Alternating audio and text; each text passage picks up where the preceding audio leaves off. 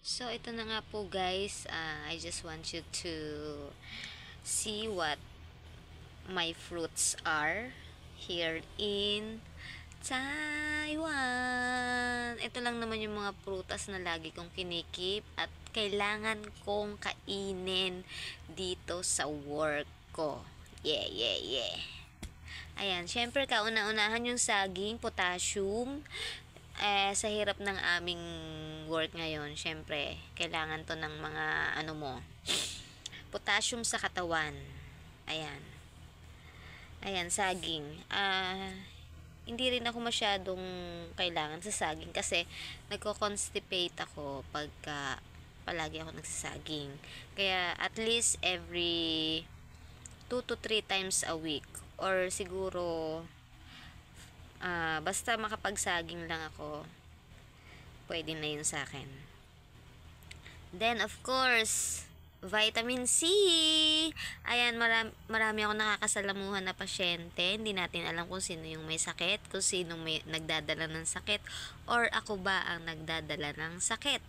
Kaya, for protection, ayan, vitamin C. May orange tayo dito. Tcharan! Orange! Yan.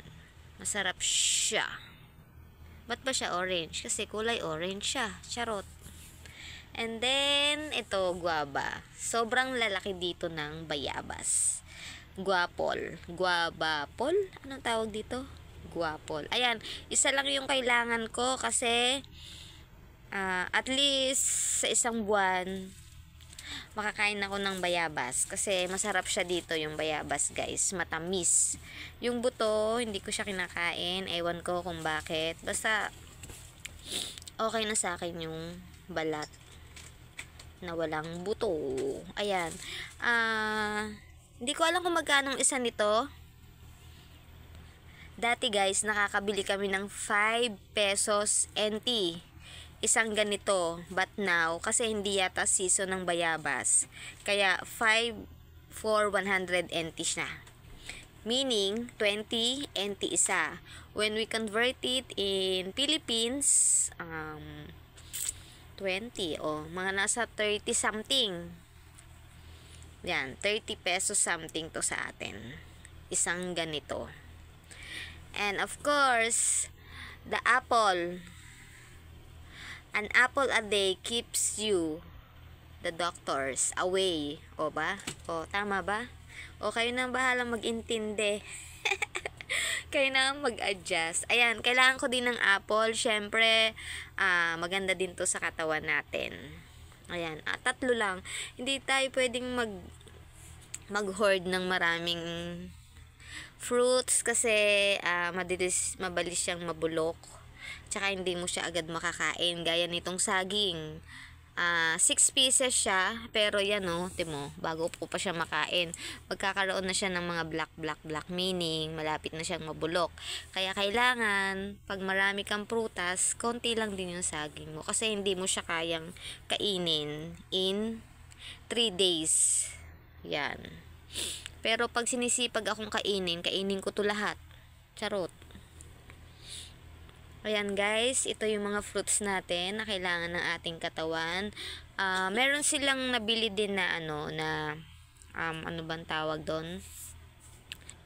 Yan, may nabili din silang dragon fruit. Unfortunately, hindi ako mahilig masyado doon. Pero natikim ako siguro isang slice. Matamis naman siya, pero hindi ko talaga siya bet. Pero yung mga ka-workmate ko dito, ayan, favorite nila ang durian. Ay, durian. Naalala ko tuloy yung durian flavor ng biscuit nung kasama ko dito. Talagang yun, laugh out loud. Kasi akala niya pandan. Kasi kulay green. Yung pala durian. Kamusta naman ang lasa at amoy nun? Yan. Pero sikat ang durian sa Davao at maraming nasasarapan sa durian. Siguro iba-iba lang talaga tayo ng taste.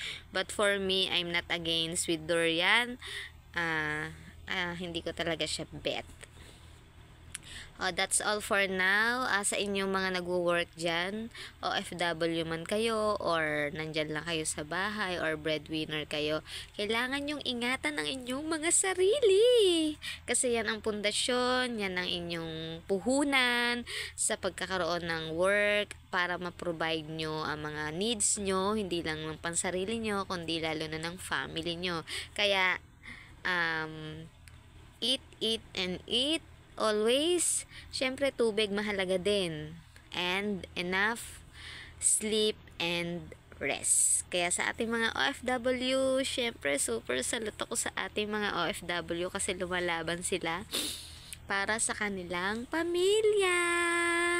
Ayan, kaya keep it up, laban lang. Sabi nga dito, Chayo. Chayo? Ayan. So, yun na nga po.